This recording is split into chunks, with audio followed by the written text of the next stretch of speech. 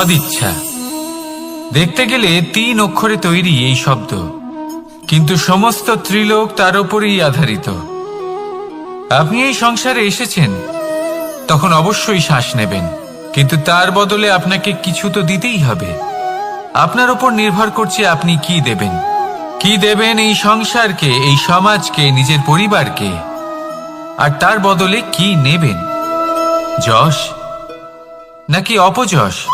দেখুন, এক ছিল রাবণ, যে কিনা সমুদ্র পার করল সীতাকে অপহরণ করার জন্য, আর এক ছিলেন রামচন্দ্র, যিনি সমুদ্র পার করেছিলেন, সেতু বানিয়ে গিয়েছিলেন সীতাকে ফিরিয়ে নিয়ে আসার জন্য।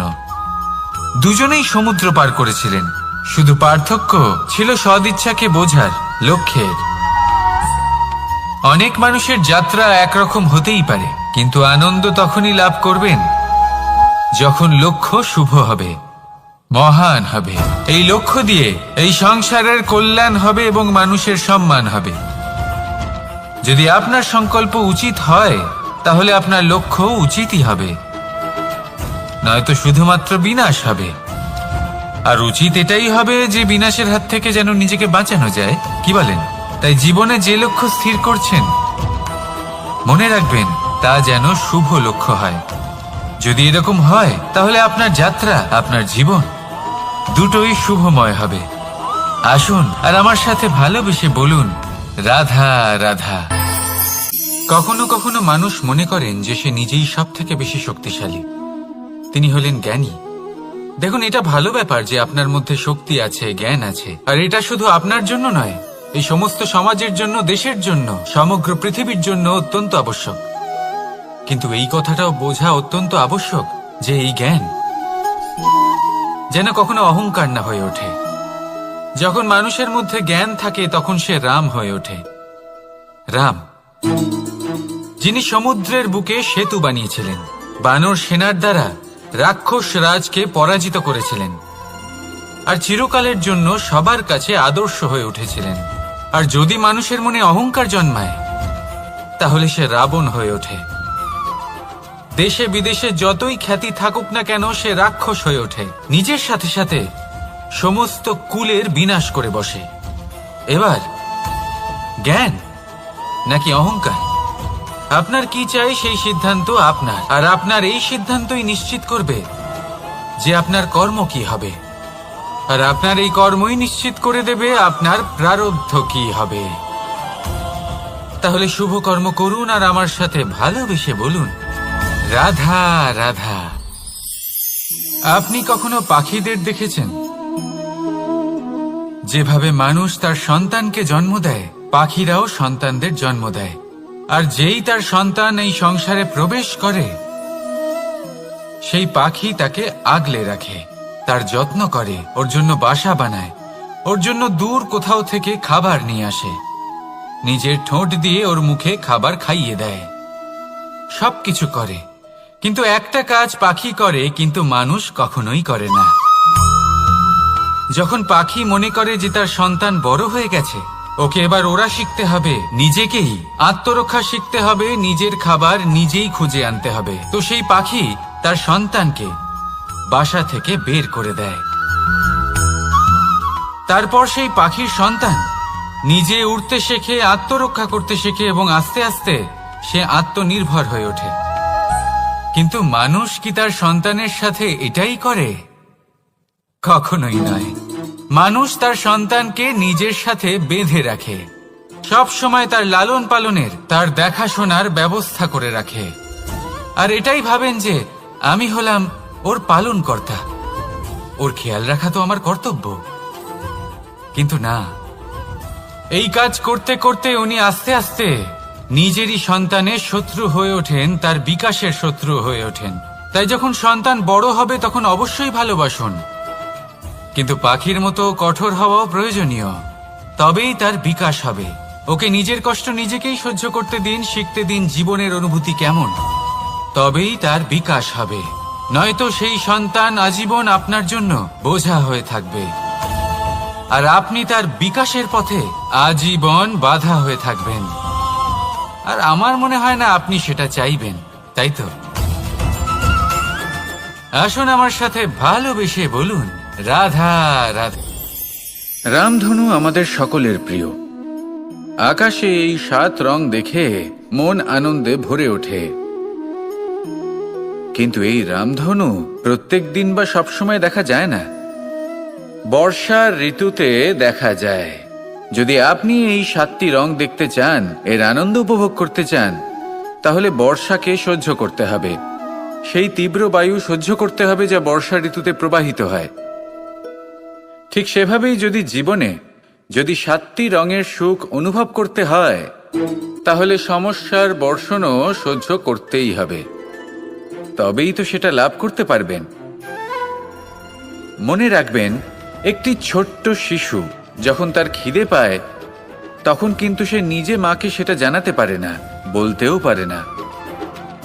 তাকেও কিন্তু সেই খিদের যন্ত্রণা সহ্য করতেই হয়। আর যখন সেই যন্ত্রণায় সে কাঁদতে থাকে, তখন মা বুঝতে পারেন যে সেই ছোট্ট শিশুটির তো খিদে পেয়েছে। তখন তার খিদে দূর হয়।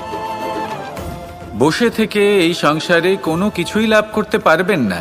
যদি সুখ ভোগ করতে হয়, তাহলে যন্ত্রণাও সহ্য করতে হবে, পরিশ্রমও করতেই হবে। তাহলে সাহসের সাথে সব যন্ত্রণার সম্মুখীন হন, শৌর্যের সাথে পরিশ্রম করুন, আর আমার সাথে ভালোবেসে বলুন, রাধা রাধা। কর্ম এবং ফল দেখতে গেলে এই সমস্ত ব্রহ্মাণ্ড এই দুইয়ের মাঝেই স্থির হয়ে আছে।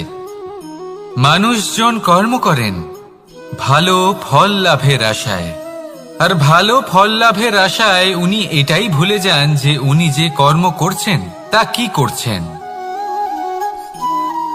আমি বলেছিলাম কর্ম করুন ফলের চিন্তা না করে, কিন্তু কি কর্ম করছেন সেই বিষয়ে ভাবাটাও অত্যন্ত আবশ্যক। নয়তো অনেক সময় আমরা এমন কর্ম করে ফেলি যা না চাইতেও বিষে পরিণত হয়, যা হয়েছে দুঃশাসনের সাথে, দুর্যোধনের সাথে, গুরু দ্রোণের সাথে।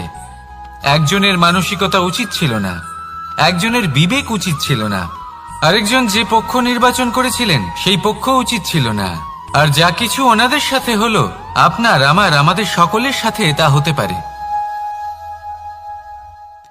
আমি বলেছিলাম কর্ম করুন, ফলের চিন্তা করবেন না, কিন্তু এই কর্মের বিষয়ে বিচার করে দেখাটাও ততটাই আবশ্যক। দেখুন, কর্ম করার উচিত প্রক্রিয়া ফলের চিন্তা না করা, কিন্তু যদি আপনার কর্ম শুভ হয়, তাহলে তার ফলও নিয়তি আপনাকেই দেবে।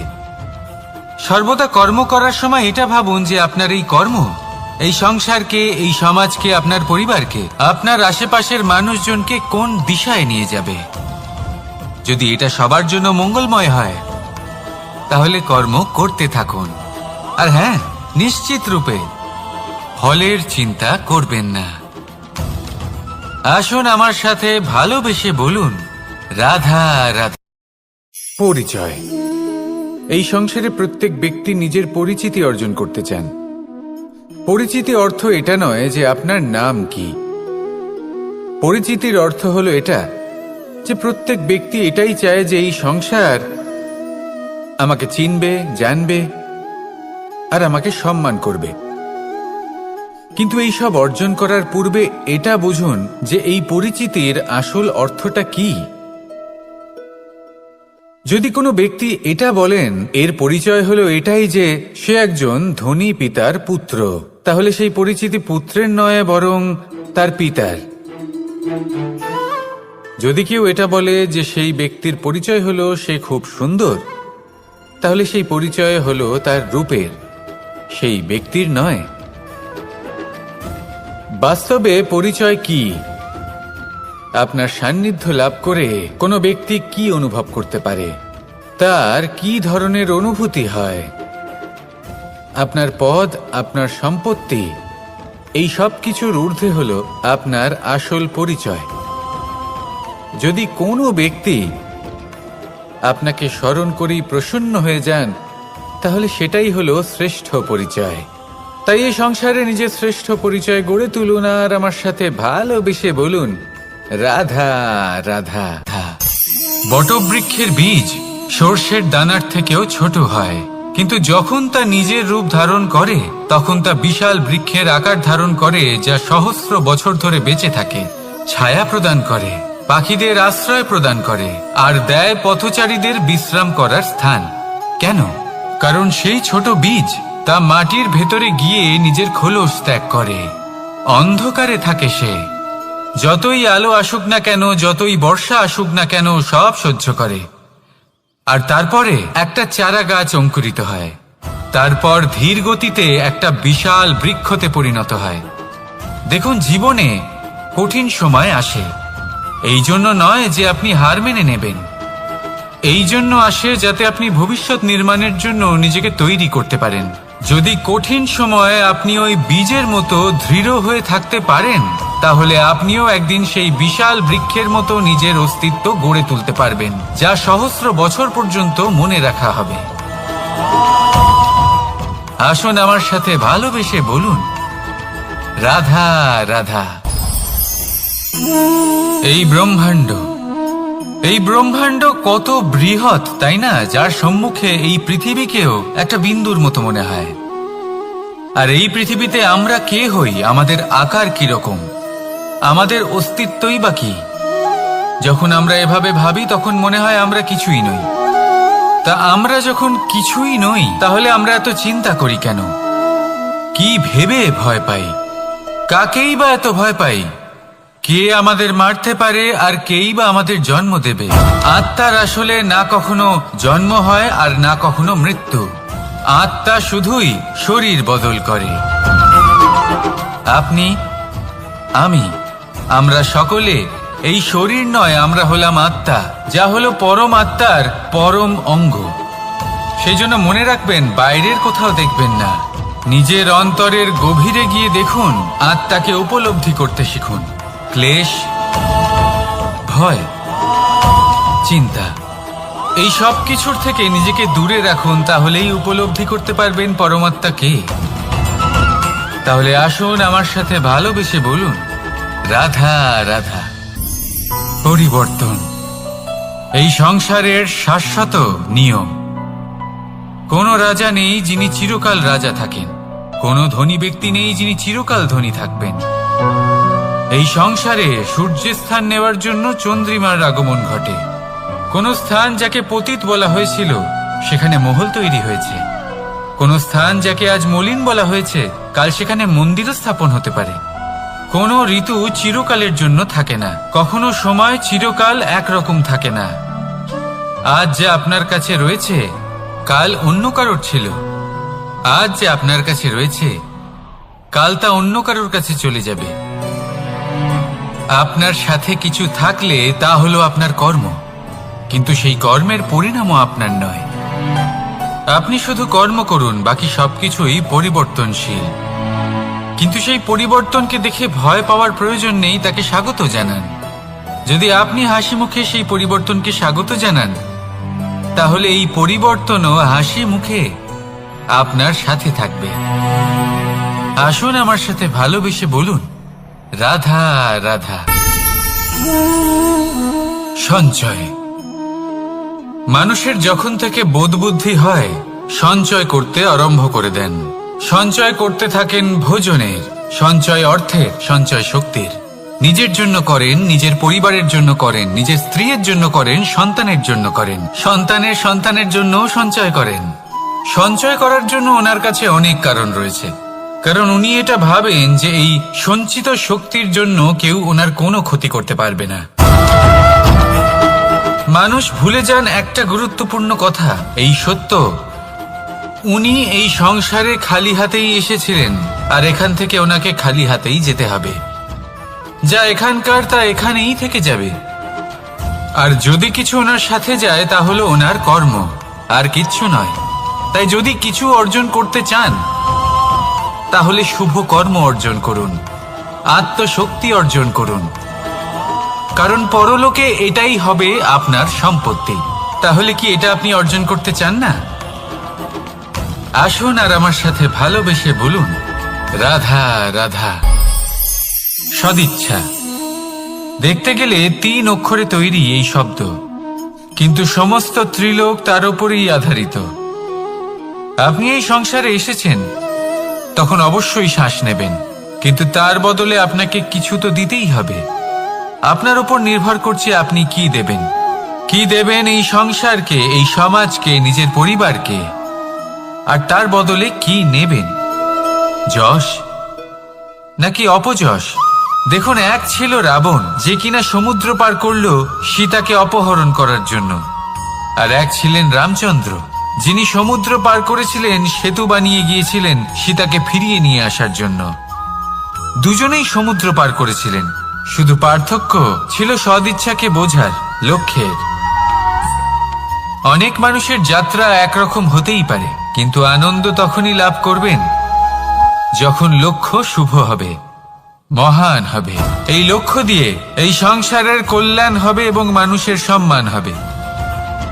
যদি আপনার সংকল্প উচিত হয়, তাহলে আপনার লক্ষ্য উচিতই হবে, নয়তো শুধুমাত্র বিনাশ হবে। আর উচিত এটাই হবে যে বিনাশের হাত থেকে যেন নিজেকে বাঁচানো যায়, কি বলেন?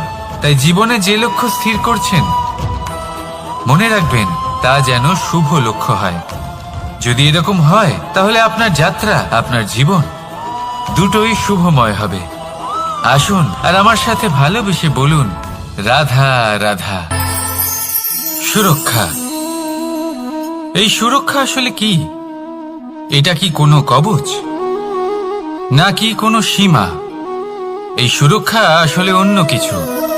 আমাদের মাতা পিতা, আমাদের প্রিয়জন, আমাদের বন্ধু, এই সমাজ, আমাদের শুভাকাঙ্ক্ষী, আমাদের আত্মীয়, এনারা সবাই আমাদের জীবনে কোনো না কোনো ভাবে সুরক্ষা দিয়ে থাকেন, একটা কবচ দিয়ে থাকেন কোনো না কোনো রূপে। কিন্তু দেখতে গেলে আমাদের পরাক্রমের পথে, আমাদের বীরত্বের পথে, আমাদের সাহসের পথে এই সুরক্ষাই সব থেকে বড় বাধা হয়ে দাঁড়ায়। একবার ভেবে দেখুন, যদি আপনি কোনো সুরক্ষাই না পান, বা যদি আপনি এই সুরক্ষা ভেঙে বাইরে আসতে পারেন, তাহলে আপনার বীরত্ব চরম সীমায় পৌঁছে যায়। কেন? কারণ তখন আপনি জানেন যে এই সংসারের সম্মুখীন আমাদের নিজেদেরই হতে হবে। আপনি বুঝে যান যে শত্রুর সম্মুখীন এবার নিজের বলের দ্বারা, নিজের পরাক্রমের দ্বারা, নিজের সাহসের দ্বারা করতে হবে। আর তখন আমাদের মনের মধ্যে এই শক্তি জাগ্রত হয়।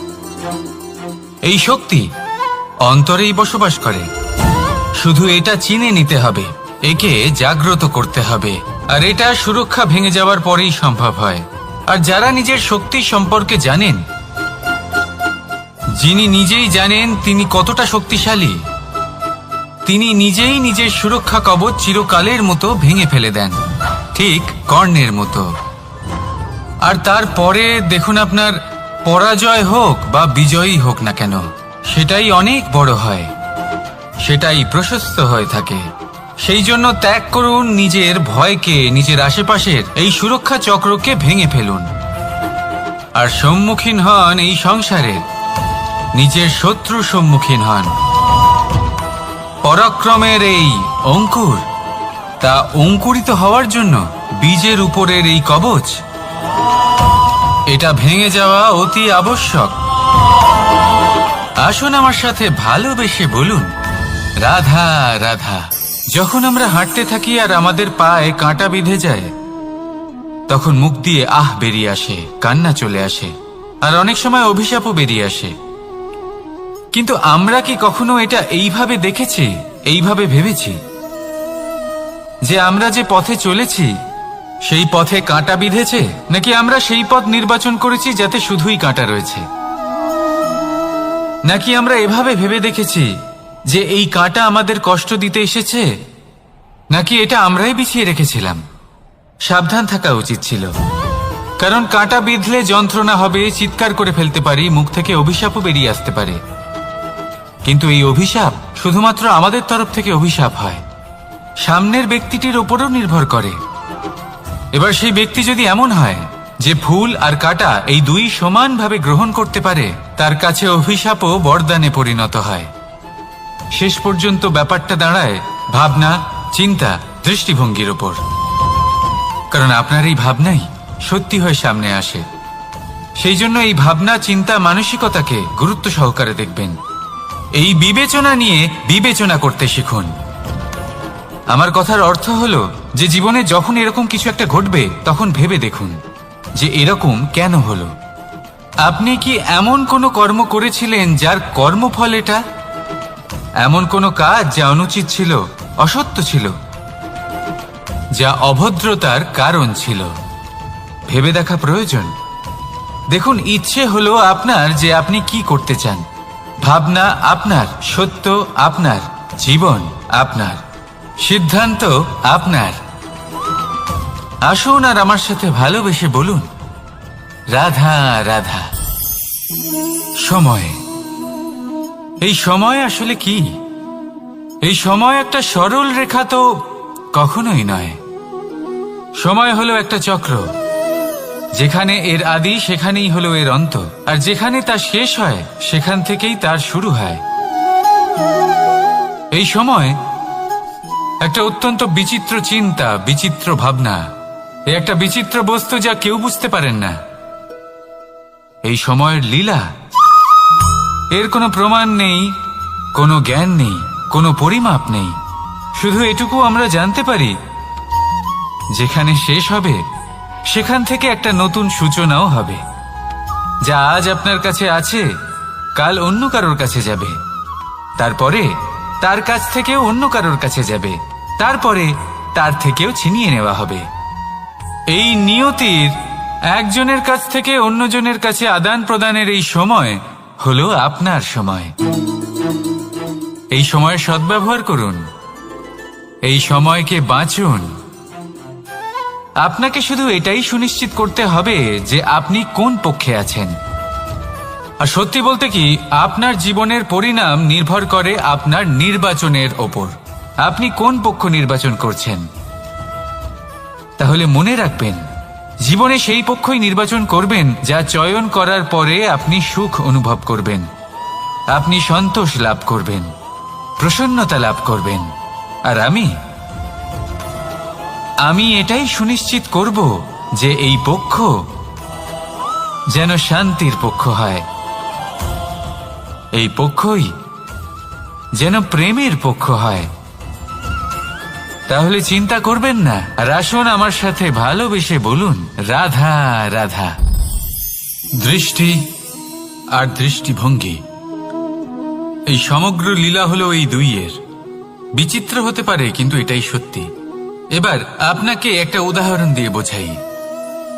অনেক সময় আপনি কোনো ব্যক্তিকে এটা বলতে শুনবেন যে আমি আমার নিজের উপরে গর্ব করি, আমি নিজেকে নিয়ে গর্ব করি, আমি খুব ভালোভাবে আমার মা বাবার সেবা করি, ওনাদের আমি সবসময় সুখী রাখি, ওনাদের আমি একটা বাড়ি দিয়েছি, সকল সুখ সুবিধা দিয়েছি, ওনাদের জীবনে প্রত্যেক জিনিস দিয়েছি আর দেব যা তাদের প্রয়োজন। এবার আমাকে বলুন যে আপনি কে হন। আপনি হলেন সেই বীজ যা আপনার মাতা পিতা রোপণ করেছেন। আপনার মা বাবাই আপনাকে এই সংসারে জন্ম দিয়েছেন। এবার এইসব কথার কি তাৎপর্য? এই হলো সেই ব্যক্তির দৃষ্টিভঙ্গি। এবার দেখা যাক এই প্রকৃতি আমাদের কি শেখায়। কখনো কোনো গাছকে দেখবেন, যখন সেই গাছে ফল আসে, সে মালিকে এটা বলে না যে দেখো আমি তোমাকে ফল খেতে দিচ্ছি। সেই বৃক্ষ এটা বলে না যে দেখো আমি তোমায় আহার করতে দিচ্ছি, কারণ ও জানে যে এটা হলো সেই মালির পরিশ্রম, এটা হলো তারই কর্মের ফল, আর এটা তারই পাওয়া উচিত। সে বলে যে তোমার জিনিস তোমাকেই অর্পণ করলাম, এ আমার জিনিস নয়। ও জানে সেই মালির গুরুত্ব আসলে কি। এটা হলো তার দৃষ্টিভঙ্গি। সেই জন্য আপনি জীবনে কোন ব্যক্তির মধ্যে, কোন পশু পাখির মধ্যে, কোন প্রাণীর মধ্যে, কোন পরিস্থিতিতে, কোন আবেগের মুহূর্তে কি দেখতে পাচ্ছেন, সেটা আপনার দৃষ্টিভঙ্গির উপরে নির্ভর করছে। তাই নিজের মনে ধন্যাত্মক ভাব জাগ্রত করুন, শুভ চিন্তা নিয়ে আসুন। এই ভাবনাই সত্য হয়ে সামনে আসবে। এই দৃষ্টিভঙ্গি এমন হয়ে যাবে যে আপনার জীবনে সবকিছুই শুভ হবে। তাহলে আসুন আর আমার সাথে ভালোবেসে বলুন, রাধা রাধা। প্রতিশোধ অথবা কাউকে দুঃখ দেওয়ার ভাবনা, যদি এটা আপনার মনে থাকে, তাহলে আপনি নিজের মনেই যন্ত্রণার একটা বিশাল বৃক্ষ রোপণ করছেন, এটা মনে রাখবেন। কারণ কাউকে দুঃখ দেবার এই ভাবনা, এটা হলো সেই বীজ যা আপনার মনেই পতিত হবে। আপনার মনেই অঙ্কুরিত হবে, আর আপনার মনেই একটা বিশাল বৃক্ষরূপে বেড়ে উঠবে। জীবন আপনার, কর্ম আপনার, কাউকে দুঃখ দেবার ভাবনা আপনার ছিল। এই বৃক্ষ হলো আপনার, তাই এর ফলও আপনিই পাবেন, যা গ্রহণও আপনাকেই করতে হবে। মনে রাখবেন, যে মানুষ এটা ভাবে যে আমি ওকে দুঃখ দেব, ওকে কষ্ট দিতে চাই আমি, সেই মানুষই দুঃখ আর কষ্ট পেয়ে থাকে। যদি সেই জায়গায় আপনি এটা ভাবেন যে আমি কাউকে সুখী করে তুলতে চাই, কাউকে সুখ প্রদান করতে চাই, তাহলে তারও বীজ আপনার মনেই রোপণ হবে, বৃক্ষে পরিণত হবে, যার ফলও আপনিই পাবেন। এখানে বিষয়টা হলো শুধু মানসিকতার চিন্তা, যা সত্য হয়ে আপনার সামনে আসে। তাহলে এই মানসিকতা শুভ করুন, সবার জন্য মঙ্গল কামনা করুন। অন্যের মনে আপনার জন্য ভালো চিন্তা থাকুক বা না থাকুক, আপনি সবার জন্য শুভ চিন্তা করে কর্ম করতে থাকুন, তাহলে আপনার সাথেও ভালোই হবে। তাহলে আসুন আর আমার সাথে ভালোবেসে বলুন, রাধা রাধা। সুখ আর অভিজ্ঞতা, এই দুই জীবনে একসাথে কখনোই আসে না। মনে রাখবেন, যেখানে সুখ থাকে সেখানে অভিজ্ঞতা থাকে না। আর যখন এই সুখ আমাদের জীবন থেকে দূরে চলে যায়, তখন আমাদের জীবনে আসে এই অভিজ্ঞতা। পরমাত্মা, প্রকৃতি, নিয়তি এই অভিজ্ঞতাকে আমাদের জীবনে পাঠান, যাতে আমরা একটা অত্যন্ত গুরুত্বপূর্ণ শিক্ষা, একটা জ্ঞান প্রাপ্ত করতে পারি। এই অভিজ্ঞতা আমাদের শেখায় যে অতীতে এমন কি হয়েছিল যা আমাদের করা উচিত হয়নি। আমাদের শেখায় ভবিষ্যতে এমন কি আছে যা আমাদের করা উচিত আর কি করা উচিত নয়। দেখতে গেলে এই অভিজ্ঞতা আমাদের সেই শিক্ষা দেয় যার জন্য আমরা সুখের দিকে উচিতভাবে অগ্রসর হতে পারি। সেই জন্য জীবনে যখনই দুঃখ আসবে, দুঃখের এই সময় আসবে, তখন হতাশ হবেন না। বোঝার চেষ্টা করুন এই পরিস্থিতি কেন এসেছে, কি শিক্ষা দিতে এসেছে। যদি আপনি সেই জ্ঞান লাভ করেন, সুখের পথে অগ্রসর হন, তাও উচিত রূপে, তাহলে এই অভিজ্ঞতার উদ্দেশ্য পূরণ হয়ে যায়। তাহলে আসুন আর আমার সাথে ভালোবেসে বলুন, রাধা রাধা। জীবনে শিখরে পৌঁছানোর জন্য মানুষের কি প্রয়োজন হয়ে থাকে? সিঁড়ির। কিন্তু তাও প্রত্যেক মানুষ, প্রত্যেক ব্যক্তি শিখরে পৌঁছতে পারেন না। এর কারণ কি? কারণ একটা হতে পারে যে মানুষ কল্পনা করতে থাকেন কিন্তু সিঁড়ি খুঁজে পান না। কিছু মানুষ খুঁজে নেন কিন্তু তা পেয়ে এতটাই প্রসন্ন হয়ে যান যে তারপর আর কোনো কর্মই করেন না। খুব সোজা ব্যাপার। অনেক মানুষ সিঁড়ি খুঁজে পান না, আর যদি পেয়েও যান তাও যতক্ষণ না তাতে চড়ছেন সেই শিখরে পৌঁছবেন কি করে? যতক্ষণ না আপনি পরিশ্রম করছেন, যতক্ষণ না সেই সিঁড়িতে আপনি চড়ছেন, যতক্ষণ না ক্লান্ত হচ্ছেন, আপনার পায়ে হাঁটুতে ব্যথা না হচ্ছে, ততক্ষণ এই শিখরে পৌঁছানোর সৌভাগ্য লাভ করতে পারবেন না। তাহলে কল্পনার সাথে কর্ম করুন, পরিকল্পনার সাথে পরিশ্রম করুন, সব কিছু পাবেন। আসুন আমার সাথে ভালোবেসে বলুন, রাধা রাধা। সমস্যা, কঠিন সময়, সংকট, বিপদ কার জীবনে নেই? প্রত্যেকের জীবনে আছে।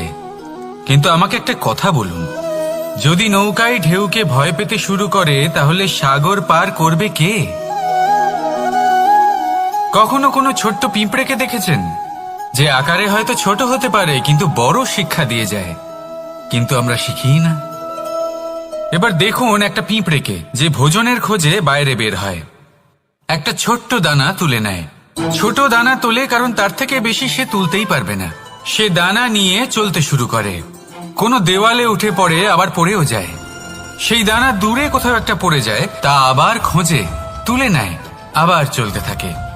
পড়ে যায়, আবার ওঠে, পড়ে যায়, আবার ওঠে। সেই দানাটা রেখে দেয়, আবার বেরিয়ে পড়ে ভোজনের খোঁজে। পরিশ্রম করতে থাকে কিন্তু হার মানে না। এই শিক্ষাই তো আমাদের প্রাপ্ত করতে হবে। নিরন্তর পরিশ্রম আর নির্ভীক হয়ে কর্ম করে যেতে হবে। এটাই হলো সাফল্যের মাধ্যম, এটাই হলো জয়ের মন্ত্র, অচ্যুত অজয় অস্ত্র। তাহলে আসুন আর আমার সাথে ভালোবেসে বলুন, রাধা রাধা। আমরা সকলে চাই আমাদের জীবনে সাফল্য আসুক। আমরা চাই যে এই সংসারে আমাদের খ্যাতি ছড়িয়ে পড়ুক। আমরা চাই যেন আমরা আলোচিত হই। কিন্তু শুধু চাইলেই কি যায় আসে? যদি এই সংসারে আলোচিত হতে হয় তাহলে পরিচিত হতে হবে পরিশ্রমের দ্বারা। যতক্ষণ না আপনারা পরিশ্রমের সাথে পরিচিত হবেন, সাফল্যের সাথে পরিচিত হবেন না। সংঘর্ষ করতে হবে প্রতিদিন, প্রতি বছর। জীবনের সব পরিস্থিতিতেই হয়তো নতুন নতুন বাধা আসবে, নতুন নতুন বিঘ্ন ঘটবে। কিন্তু এটা আবশ্যক নয় যে সমস্ত বিঘ্ন বিনাশের জন্য আসবে। কিছু বিঘ্ন আপনার পথ প্রশস্ত করার জন্য আসবে, আপনার পথ পরিষ্কার করার জন্য আসবে। যদি আপনাকে উদাহরণ দিই, যখন বন্যা আসে, বাড়ি ঘর ভেসে যায়, তখন আমরা হতাশ হয়ে পড়ি, আমরা দুঃখী হয়ে পড়ি। কিন্তু সেই বন্যাই আমাদের সেই ধরিত্রীকে এত উর্বর করে তোলে যে সেই উর্বর অংশ কাজে লাগিয়ে আমরা সেরকম আরো 10টা বাড়ি বানাতে পারি।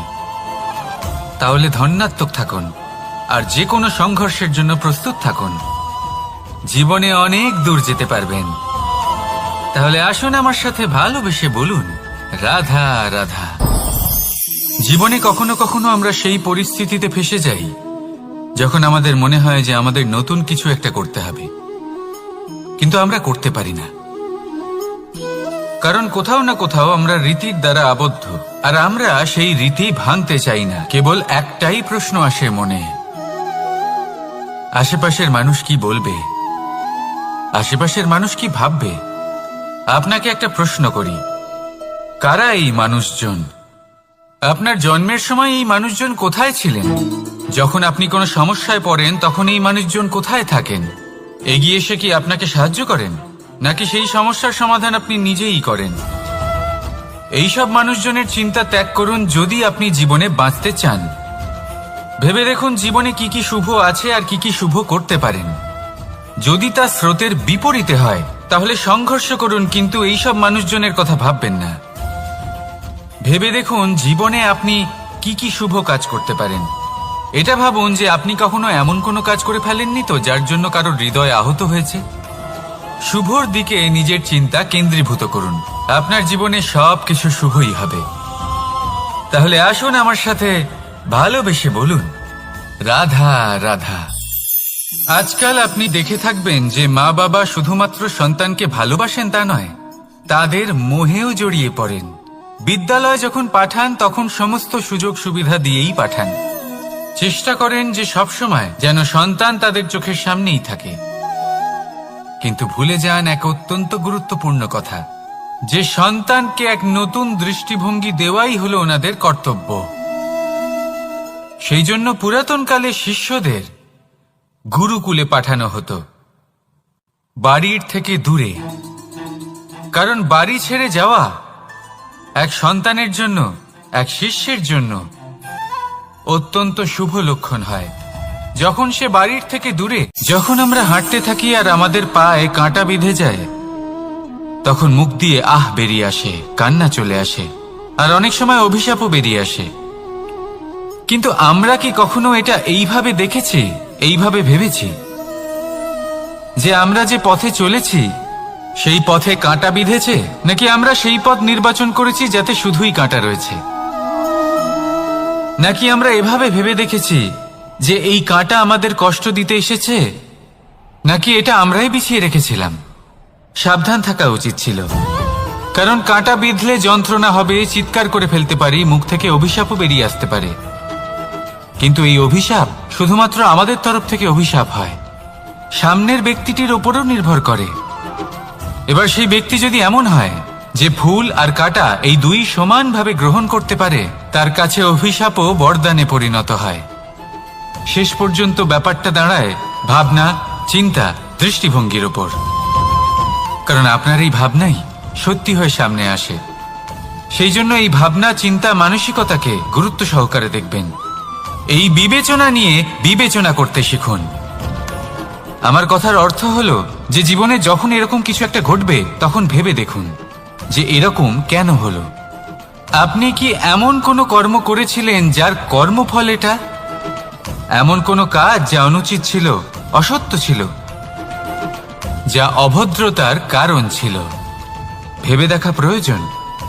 দেখুন, ইচ্ছে হলো আপনার যে আপনি কি করতে চান, ভাবনা আপনার, সত্য আপনার, জীবন আপনার, সিদ্ধান্ত আপনার। আসুন আর আমার সাথে ভালোবেসে বলুন, রাধা রাধা। সময়, এই সময় আসলে কি? এই সময় একটা সরল রেখা তো কখনোই নয়। সময় হলো একটা চক্র, যেখানে এর আদি সেখানেই হলো এর অন্ত, আর যেখানে তা শেষ হয় সেখান থেকেই তার শুরু হয়। এই সময় একটা অত্যন্ত বিচিত্র চিন্তা, বিচিত্র ভাবনা, একটা বিচিত্র বস্তু যা কেউ বুঝতে পারেন না। এই সময়ের লীলা, এর কোনো প্রমাণ নেই, কোনো জ্ঞান নেই, কোনো পরিমাপ নেই। শুধু এটুকু আমরা জানতে পারি, যেখানে শেষ হবে সেখান থেকে একটা নতুন সূচনাও হবে। যা আজ আপনার কাছে আছে, কাল অন্য কারোর কাছে যাবে, তারপরে তার কাছ থেকেও অন্য কারোর কাছে যাবে, তারপরে তার থেকেও ছিনিয়ে নেওয়া হবে। এই নিয়তির একজনের কাছ থেকে অন্যজনের কাছে আদান প্রদানের এই সময় হলো আপনার সময়। এই সময়ের সদ্ব্যবহার করুন, এই সময়কে বাঁচুন। আপনাকে শুধু এটাই সুনিশ্চিত করতে হবে যে আপনি কোন পক্ষে আছেন।